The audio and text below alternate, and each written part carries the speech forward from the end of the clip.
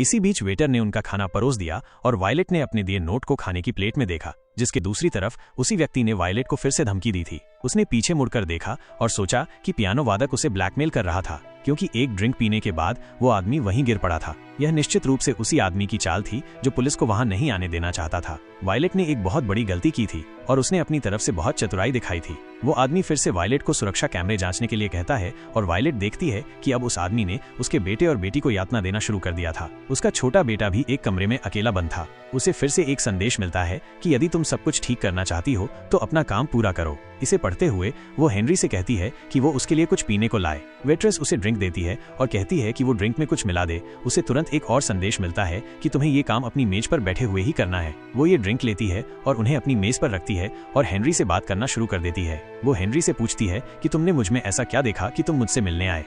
Henry कहता है कि मैं ज्यादा लोगों से नहीं मिलता और मैं डेटिंग प्रोफाइल का इस्तेमाल नहीं करता, क्योंकि ज्यादातर लोग वहां अपने बारे में झूठ बोलते हैं। लेकिन उस दिन मैंने देखा कि तुमने अपने बारे में सच लिखा था। मुझे ये बात पसंद आई और मैं तुमसे मिलने आया। ये सुनकर वायलेट को भी अच्छा लगा कि हेनरी उसकी सच्चाई के लिए यहाँ आया था। वो हेनरी को अपनी बाकी की जिंदगी और अपने अतीत की हकीकत बताने लगी कि उसका पति उसे बहुत प्रताड़ित करता था, वो भी अपने बेटे के सामने, जिसके परिणाम स्वरूप वो भावनात्मक रूप से टूट गई। वो उसे प्रताड़ित करने के बाद माफी मांगने आता था और वो ऐसा भी व्यवहार करता था जैसे सब कुछ सामान्य हो गया हो। वायलेट को ये भी लगा कि शायद वो सचमुच सॉरी था। वायलेट ने अपने घर को बचाने के लिए बार बार उसे माफ किया, लेकिन कुछ भी ठीक नहीं हुआ। जब उसे ये बात समझ में आई तो वो इन सबसे आगे बढ़ गई। ये सब बताते हुए वो बहुत भावुक हो गई। हेनरी उसे प्रोत्साहित करता है और उसका मूड ठीक करने के लिए कुछ चॉकलेट लाने जाता है। स्थिति का फायदा उठाते हुए वायलेट उसकी ड्रिंक में 2-3 बूंद जहर मिला देती है और जैसे ही वो आता है उसे पीने के लिए देती है। हेनरी उसे पीने ही वाला था, लेकिन तभी वायलेट को एहसास हुआ कि वो कुछ बहुत गलत कर रही है।